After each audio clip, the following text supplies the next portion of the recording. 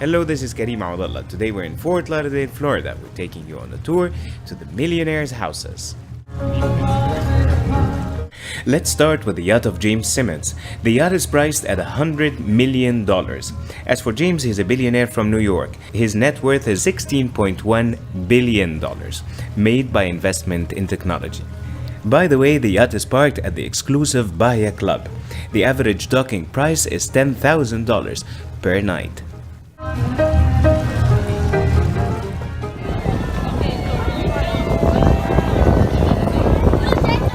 This is the house of Wayne Huizenga. Remember this name because you will hear it a lot in the episode.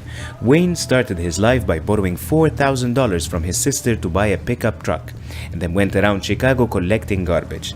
After that, he created what we know now as waste management companies. The building on the left is the first guest house, and it has a movie theater. The second building is the house of the gardener, and the third building is the second guest house. As for the yellow big building, this is where the family lives. And the bell tower is decorated with 18-karat gold. Wayne Huizenga became a billionaire early on, and he was the first person that owned 3 companies from the Fortune 500. Wayne is known to be generous with Florida community and definitely more generous with his family.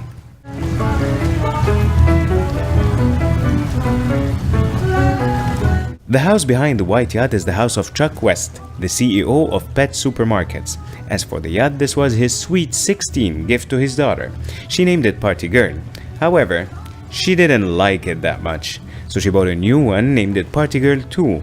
It was only 4 feet bigger than this one. Wayne Huizenga bought the empty lot in front of his mansion and had folks from Universal Studios design a house that looks like Harry Potter. Then, he gave it as a wedding gift for his niece. By the way, the cost was around $22 million.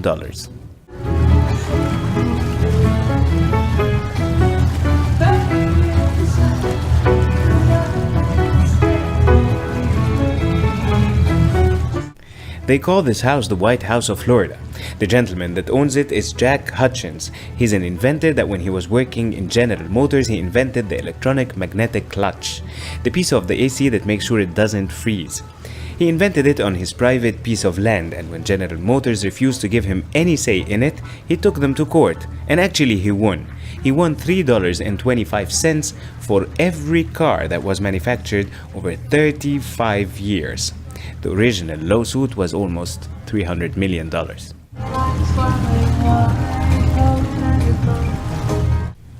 This is the house of René Lacoste, the French tennis player that invented the Lacoste clothing lines after he resigned.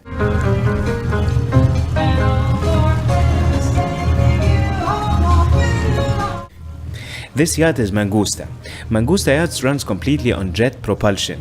In another way, it doesn't have a propeller. It's 80 feet long and it goes to 55 miles per hour in open seas.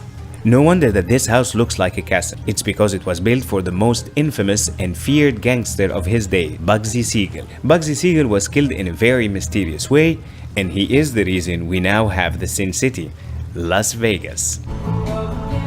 This is the house of the Busch family, as in Anheuser-Busch, the family that owns the famous beer companies like Bud Light and Budweiser. The movie Where the Boys Are was shot inside this house.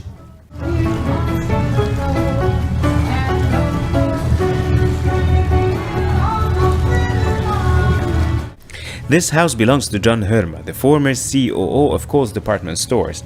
The house is too small for him, so he decided he will build a bigger one and turn this into a guest house. If you'd like to try the lifestyle of the multimillionaires, these small houses are for rent. The average is $12,500 per night. What a great deal!